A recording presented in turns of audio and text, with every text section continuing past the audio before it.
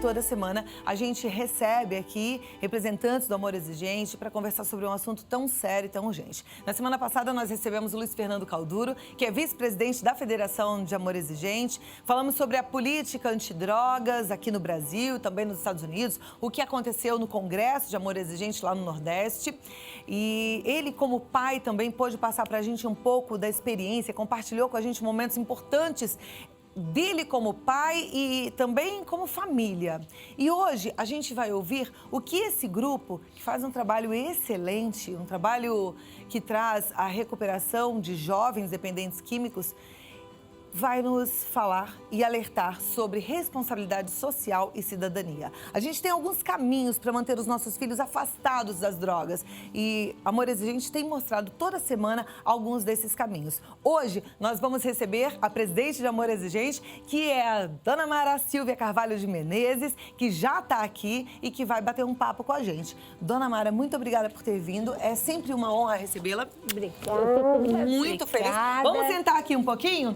E a gente também tem mais uma presença ilustre, uma conselheira.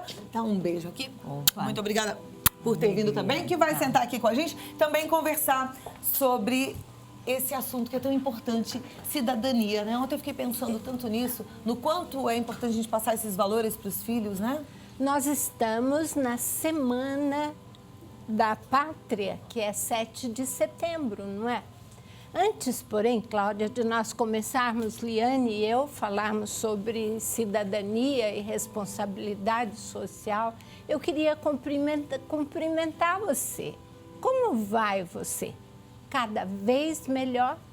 Desejo muito que você esteja mesmo cada vez melhor e que se dê a chance de começar de novo todo dia. É assim que nós nos recebemos no Amor Exigente. E hoje, eu, presidente do Conselho Deliberativo da FEAE, a Liane, uma das nossas conselheiras, queríamos falar com você, Cláudia, sobre uma das colunas importantes do nosso trabalho, que é a responsabilidade social. Amor Exigente tem 4 colunas de sustentação do programa dele. Uma coluna são princípios básicos que norteiam os nossos relacionamentos. Outra coluna são princípios éticos que fortalecem nossas virtudes, aquilo que nós temos de bom e de respeito pelo outro. Outra coluna, responsabilidade social e cidadania, e depois espiritualidade pluralista.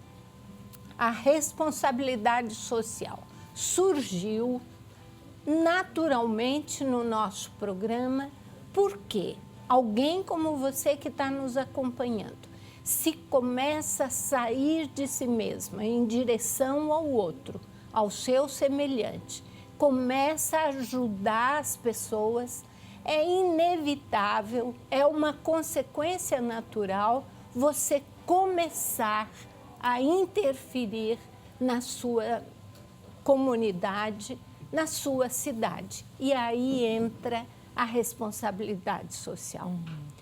Liane, você que está no Amor Exigente há mais de 20 anos, é uma grande líder, você não faz ideia, Cláudia. Que maravilha, Como que bom isso. é que você define cidadania e responsabilidade social? Cidadania é a condição do homem que mora na cidade, tem o gozo dos seus direitos civis, jurídicos, né, e todos, econômico, social, cultural, e também cumpre os seus deveres. Isto é a cidadania.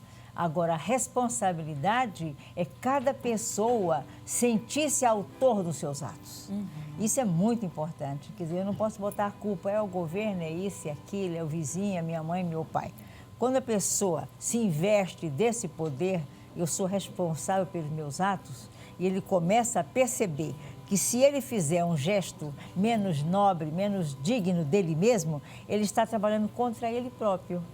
É tanto que popularmente o pessoal fala a mandala volta, o mal volta. Então é uma idiotice fazer o mal ao outro. E ao contrário, quando a pessoa faz o bem, volta também, né? Exatamente. E, na verdade, o bem está muito relacionado ao sentido da vida. Eu estava outro dia lendo e existem pesquisas e até mesmo teorias que comprovam que as pessoas mais gentis, no tempo antigo, isso eram as que sobreviviam por mais tempo. A gentileza está relacionada até mesmo com o tempo de permanência na vida. As pessoas vivem mais quando elas são mais gentis. Eu achei muito interessante. E nossa equipe foi até as ruas para ouvir o que as pessoas pensam sobre isso, sobre responsabilidade social e cidadania. Aí vamos compartilhar agora com os nossos telespectadores, tá bom? Então vamos assistir juntos. Eu acho que a questão da responsabilidade social é uma questão de berço. É uma questão da cultura. A gente já devia aprender isso desde quando nasce. O Brasil, acho que está muito fraco em questão de cultura. Nossa educação é péssima. Eu me acho uma boa cidadã. Procuro não jogar lixo no chão, fechar a torneira, economizar. Olha, eu acho que é um termo muito amplo. Eu acho que ele engloba tudo que diz respeito ao convívio em sociedade, né? Então, nesse convívio pode ser o convívio com o espaço que você vive, convívio com as pessoas desse espaço, né? Esse cuidado com o meio ambiente. Eu acho que é um termo que abarca basicamente, é muita coisa, mas eu acho que se engloba, que cabe dentro disso, né? Como é que você cuida da vida social, de tudo que implica, tudo que está, tudo que se refere ao convívio social. No dia de hoje que eu vejo, a gente tem que ficar no nosso lugar, porque se a gente for tentar reivindicar alguma coisa, eles dão um jeito de dizer que a gente é vândalo, que a gente está quebrando, que a gente está roubando. Você entendeu? Então, tipo assim, o certo passa como errado e o errado passa como certo. A gente tem que fazer a nossa parte. Lixo, respeitar o pedestre, não brigar no trânsito. A violência também gera violência, né? Nós temos que manifestar, mostrar que a gente não é de briga, não é de violência, né? Eu acho que a gente tem que fazer a nossa parte, senão, como a gente vai dar o exemplo? Ou brigar por alguma coisa, né? Começando pelo respeito ao próximo, né? As pessoas acham que falta um pouco de respeito em relação a quem está do teu lado, você ser cuidadoso, atencioso. Não é só você não jogar o papel no chão. Você tem que saber que a sua atitude vai refletir no outro. Então, se você tiver cuidado, zelo, respeito pelo outro, já está de bom tamanho. Você ter uma atuação responsável, solidária, em relação às pessoas e às coisas. Acho que são pequenas atitudes que acabam tornando a gente um bom cidadão, respeitando o pedestre, respeitando o próximo. Isso é o princípio de tudo. Como jornalista, eu fico até admirada, porque as pessoas elas têm com muita clareza o que é a cidadania, o que é a responsabilidade social. É verdade, hein, Mas a gente olhando o dia a dia, olhando as nossas crianças, os jovens de forma geral, eu fico preocupada porque, apesar da gente saber o que é ser cidadão, o que é ter responsabilidade social, pouco a gente tem ensinado para os nossos filhos, né? Pouco a gente vê isso nos jovens. Aí é que eu queria tentar ajudar os pais com algo prático que eles pudessem fazer, uma forma de alerta mesmo, com coisas do dia a dia que fizessem a diferença. Liane, como é que nós vamos ajudar a família a fazer com que um adolescente no ônibus dê lugar para alguém mais velho?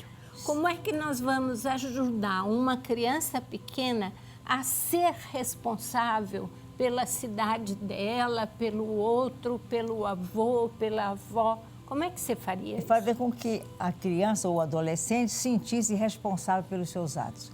O fato de ser o lugar para outra pessoa não significa que eu sou menor e o outro vale mais do que eu na escala social. Pelo contrário, o lugar é meu. Então, eu faço daquilo uma homenagem e cedo o lugar. E nesse sentido de grandiosidade, de gesto, que sair... E é isso que o pai tem que contar para o filho. O pai tem que fazer. Por exemplo, o pai no trato com a mulher, com a avó em casa, a criança está vendo. Então, reconhecer que o outro é um ser humano e a pessoa merece respeito. Ela falou isso lá, né? O respeito. E na criança pequena, evitar rispidez, palavrão, vamos dizer assim, embelezar o relacionamento. Isso aqui, o ser humano foi feito para isso. Olha as lendas de Paraíso e Éden. Nós não fomos feitos para a coisa feia, né? Violência, insegurança, medo. Nós não somos resistentes para isso. Então, uma criança que é criada com medo dos pais, né? Na pancada, ela se anima, ela fica abaixo, ela não se hominiza nunca. E ela vai aprender desde pequena que a violência é o meio de conseguir as coisas.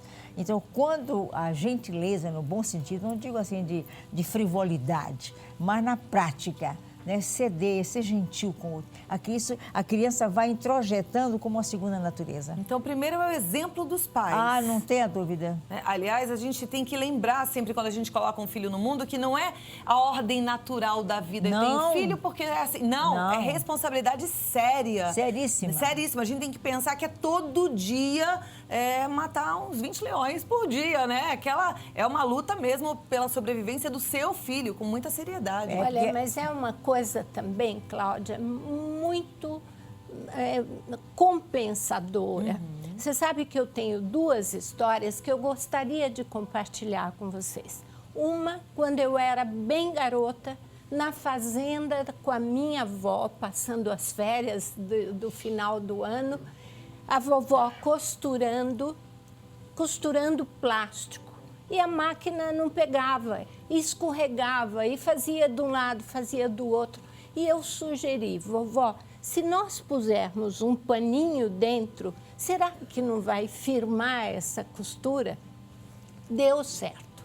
A vovó imediatamente parou a costura dela, pegou na minha mão, saiu comigo, nós fomos para o jardim, ela colheu um ramalhetezinho de flores, pôs um lacinho, pôs numa vasilha e levou para o meu quarto e disse, minha filha, você é uma menina muito inteligente, o que você quiser, se você quiser mesmo, você consegue. A partir de então, a vovó me deu autoconfiança.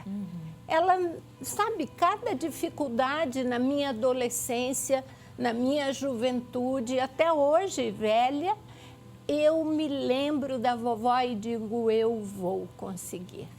Pequenas coisas. Outra coisa que me encantou, grupo de amor exigente no interior do Tocantins. Estavam lá e era dia da cidade. Não, Liane. De Anópolis. De Anópolis, mas era um dia sei lá, era um dia festivo. Festivo. Eu esqueci que dia era, Cláudia. Não tem problema. Mas era um dia acontece que festivo. Eles resolveram ir para um bairro pobre da cidade, com o bairro mais estragado, mais sujo, mais largado lá da cidade deles. Pegaram vassouras, pegaram aqueles rastelos, pegaram lixos e levaram um super café da manhã para aquele pessoal que estava lá e juntos eles comemoraram aquele dia limpando aquele bairro. Isso é responsabilidade social. Nós fizemos alguma coisa naquele bairro que hoje sozinho se mantém e que é uma coisa simples. Juntou gente, levou para os moradores um café da manhã e todos eles juntos fizeram uma limpeza especial, varrendo, tirando lixo, pondo nos sacos. Coisas assim, são coisas ideias, lindas, né? Coisas simples. Agora, tem coisas mais simples ainda que podem fazer e devem fazer parte do nosso dia a dia e que a gente precisa tomar cuidado e prestar atenção. Às vezes você está tratando mal ao seu colega na frente do seu filho, ele está percebendo. Às vezes é um bom dia que você deixa de dar para o porteiro do seu prédio, o seu filho está olhando. Um lixo que você joga na rua e o seu filho está olhando, não é verdade? É isso mesmo, e as crianças percebem. Outra história que eu recentemente estava percebendo, uma criança de 7 anos dentro da escola que tem o PQVAE, Prevenção com Qualidade de Vida no Amor Exigente. Essa criança estava falando que o pai estava bebendo uma latinha de cerveja enquanto ele dirigia com a família, saindo da fazenda e indo para a cidade. E pegou a latinha de cerveja e jogou na estrada. E ela detectou que era uma falta de responsabilidade do pai. A gente pedia exemplos do que era errado e do que era certo, e a menininha contou essa história. Quantos de nós esquece dessas coisas, não é, Liane? Pequenas.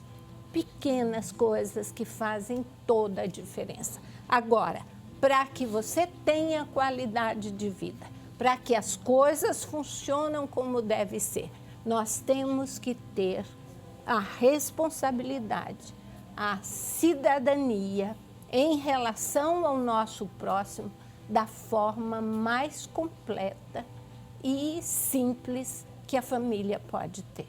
E talvez você esteja se perguntando, puxa, mas Amor Exigente não é aquele grupo que cuida das famílias e que faz a prevenção contra a dependência química? É. E qual é a relação de tudo isso que a gente está falando com as drogas? Tem toda a relação. E a gente vai falar sobre isso, sobre essa relação e sobre como você pode fazer e trabalhar para manter o seu filho afastado das drogas no próximo bloco. Quero, inclusive, te convidar para participar do programa. Quero a sua colocação, a sua dúvida. Fique à vontade. Você está em casa no 0 Operadora 11 2202 8432. As meninas do SAT estão lá e você pode mandar a sua perguntinha, a sua colocação, que daqui a pouquinho a gente vai ter o prazer de ler e compartilhar aqui entre a gente com todo o nosso país, tá bom? Segura um pouquinho que eu já volto pra gente conversar mais, ok? A gente continua com a Mara, com a Liane, falando sobre responsabilidade social e cidadania e a prevenção. A gente precisa manter nossos filhos afastados das drogas. Então a gente vai continuar esse assunto que é tão importante, não é mesmo, Mara? Você sabe, Cláudia, o que me espanta, as famílias são tão cuidadosas, tão amorosas com seus filhos, escolhem os melhores colégios, fazem as vacinas certinhas, mas elas se esquecem de fazer prevenção à dependência química. E prevenção à dependência química, como a Liane estava dizendo há pouco, não é só você pensar em droga, explicar a droga, não é nada disso. Como é, Liane, que pai de criança pequena pode fazer prevenção à dependência química? A prevenção à dependência química, ela faz parte do autocuidado. Né? Comer uma comida mais saudável, hora de dormir. Então, a prevenção, ela está embutida nesse olhar para a saúde total. Então, se ele ficar focando, você pode fazer qualquer coisa, só não usa droga. Pelo contrário, vai aguçar a curiosidade. Né? Olha, isso não é bom, isso aqui não é bom, álcool não é bom, mas também pimenta demais não é bom para você, né? Dormir pouco não é bom para você. Então, ela vai perceber que há toda uma orquestra de posicionamento saudáveis. Então, a droga embute ali, como educação sexual, educação para droga. A prevenção, ela está lá dentro. Se você falar, minha filha, vamos falar agora sobre drogas, não funciona. É no dia a dia, né? Não despertando pode. um amor e uma responsabilidade pela vida e pela saúde. E pela saúde. E quando a gente fala de responsabilidade social é porque a gente desperta o amor pelo próximo e a gente sabe que esse amor volta pra gente e a gente começa a se amar mais. Sempre falo aqui que quando a pessoa está em depressão, bom olhar para o lado e ajudar alguém, porque Sair é o melhor de si jeito de se mesmo, tratar, isso, né? Cláudia. De voltar a se amar. Tem algumas perguntas chegando, Mara. A Maria Terezinha, ela é de Paraguaçu Paulista e ela disse que tem uma neta de 14 anos. E essa neta tem uma amiguinha que fuma maconha. Ela gostaria de saber se é certo ela proibir da neta continuar com a amizade. Como é que a gente age, hein, numa situação dessas? Olha, que idade tem a menina? 14 anos. 14 anos. Não é bom, não é bom. Não é boa companhia. Não, jamais, jamais. Sabe, nós temos na nossa experiência, como é que é o nome dela, Cláudia? Maria Terezinha. Maria Terezinha. Na experiência do amor exigente, nós sabemos que as pessoas iguais, elas se aproximam, elas buscam uma a outra.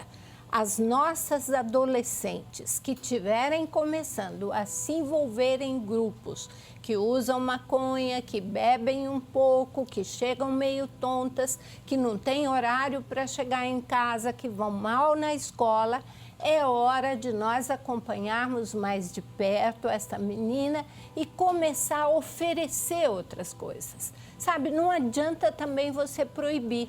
Porque se você disser não vai, ela vai achar jeitos para chegar e fazer o que ela quer. Mas o que você pode é ir para um grupo de amor exigente, fazer o nosso programa de prevenção de 15 encontros, 2 horas por semana, ou os pais dessa garota fazerem isso e saberem como se relacionar com ela. Nós amamos você, filha, mas não aceitamos que você faça essas coisas inadequadas. As consequências são muito sérias. Eu gostaria de falar para a Terezinha e para quem estiver nos ouvindo as 3 consequências que mais me preocupam com o uso de drogas. Primeira, e é realmente por aí, a pessoa passa a ter comportamentos altamente destrutivos. Ela começa usando a maconha, depois ela vai comer um monte de doces, ela vai dormir um monte, quer dizer, ela começa a passar por cima de tudo aquilo que é saudável. São comportamentos destrutivos. Ela tem danos cerebrais que realmente não tem retorno muita coisa. Sabe que nós estávamos conversando com o Dr. Ronaldo Laranjeira lá no Congresso e ele estava dizendo que mais ou menos 80% das pessoas que usam drogas, elas têm verdadeiramente transtornos cerebrais. Ou elas se automedicam com a droga, usam a droga para disfarçar os sintomas que elas sentem, ou ao começar a usar maconha e outras drogas, ela desenvolve uma doença que estava lá quietinha, sossegada e que agora vai se despertar e essa pessoa se torna doente mental, tem transtornos mentais. Então, nós realmente precisamos cuidar disso e tomar atitudes de muita firmeza, de muito amor, que não permitam que façam coisas erradas. Tem uma pergunta... Mara, um pouquinho, rapidinho. Não esqueça daquele quadro que você fala do amor exigente, que a influência dos pais vai até 10 anos e a dos amigos, é o caso da dona Terezinha. A influência dos pais vai até 10 anos. Depois dos amigos aumenta. Os amigos até 10 anos quase não influenciam nada na vida dos nossos filhos. A partir de 10 anos, essas crianças vão ser extremamente influenciadas pelos amigos e não mais por nós. Mas se nós tivermos tido relacionamentos especiais, nós vamos conseguir reverter tudo. Tem uma pergunta que complementa a pergunta da Terezinha, que eu acho que é importante a gente fazer aqui. A Gilbertina Soares, ela é do Embu Guaçu, ela pergunta qual é a atitude que a mãe deve tomar ao saber que a amiga da filha fuma maconha. Ela conta para a mãe dessa amiga ou só afasta a filha da amizade? Olha, até muito pouco tempo, se você chegar para a mãe da amiga e disser, ó, minha filha está usando maconha e ela é amiga da sua filha que usa também. Essa mãe vai dizer para você, olha, afasta sua filha da minha, porque a minha não usa. Muitos pais, Cláudia, não estão preparados para enxergar esse problema. Então, o que é que o amor exigente tem visto? Essas pessoas têm que conhecer o que é prevenção, quais são os sintomas do início do uso, para que ela saiba ela própria identificar no outro, na filha, aquilo que está acontecendo. Então, ir aos grupos de amor exigente seria o caminho para que você pudesse prevenir problemas mais sérios. Todo mundo, quer dizer, muito pouca gente usa drogas, mas a coisa aparece tanto, é tão vista que acaba parecendo que todo mundo usa drogas. Não é verdade. E sabe, se você faz a prevenção, a vitória é nossa. Quer dizer, nós não podemos deixar se tornar um dependente, que é a prevenção terciária. Porque aí vai precisar de tratamento mesmo, não é? É terrível. Nós temos possibilidade de ajudar você a tomar atitudes que façam com que essa menina abra os olhos e não se mistura. Isso é rápido, porque eu sei que as famílias ficam muito angustiadas quando elas descobrem algo assim. Né? A minha neta está usando drogas, a minha filha está usando drogas. É uma angústia muito grande.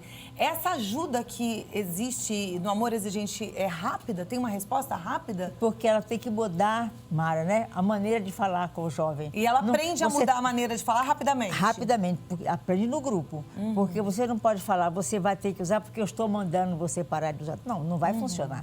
Então, tem que ser a força do argumento, não é da vontade paterna, né? Ou do professor. É porque eu estou mandando. Isso não funciona. Porque o outro tem capacidade de escolha, tem liberdade.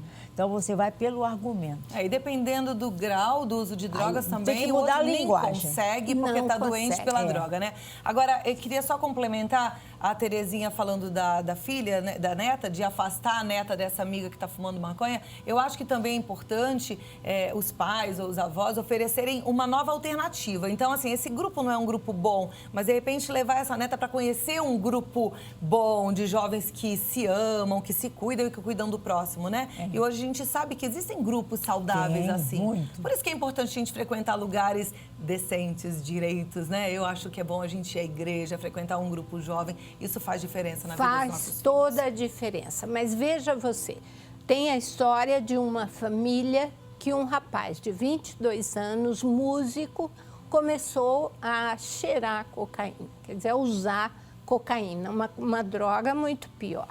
E a família inteira, eram 5 irmãos casados, mais velhos, esse era o caçula deles. O pai, a mãe, chegaram no Amor Exigente apavorados. E nós organizamos uma proposta de ação com estratégias bem definidas e cada um assumiu um papel.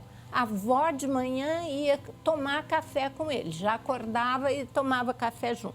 O irmão passava, pegava para o trabalho. Final de semana ia ter uma balada, outro irmão falava, vamos para a praia, vamos fazer isso, isso. Em 2 meses, esse rapaz estava completamente livre e a família reintegrada e muito unida, porque eles se reavaliaram e fizeram um ninho que acolheu esse moço, que hoje está casado, tem filhos e nunca mais deu problema. Quer dizer, podemos, droga não é o fim do mundo, não é a coisa mais assustadora que existe.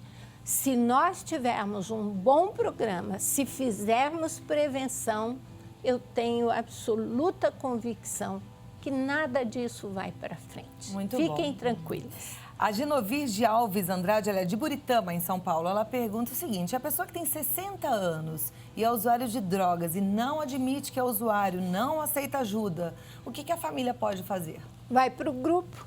Então, olha, a prevenção, a gente está falando de crianças, mas o grupo é para qualquer idade. E para a gente ter uma família saudável, estruturada, o grupo também é o caminho, não é? Para a gente encontrar verdade. Aí E você as sabe, respostas. Cláudia, está tão comum na terceira idade as pessoas usarem drogas, as mulheres têm a síndrome do ninho vazio, não é, Liane? Os filhos crescem e vão embora, né? Vão embora, fica sozinha, perde o sentido da vida e começa a beber e começa a tomar remédio para dormir, para levantar, para isso, para aquilo e se tornam absolutamente dependentes, sem nenhuma qualidade de vida, que ficam ali naqueles sofás bebendo e tomando remédio sem parar. Isso é para a terceira idade. E o Amor Exigente tem programas de Sempre é Tempo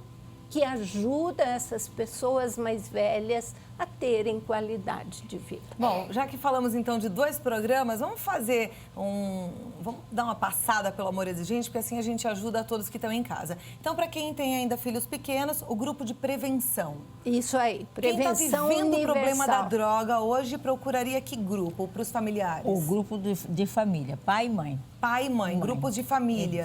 Para os dependentes que querem sentir o apoio, também, que né, a gente já Mara? recebeu aqui os jovens. Né? Como chama? O grupo O grupo de... Frutos do AE.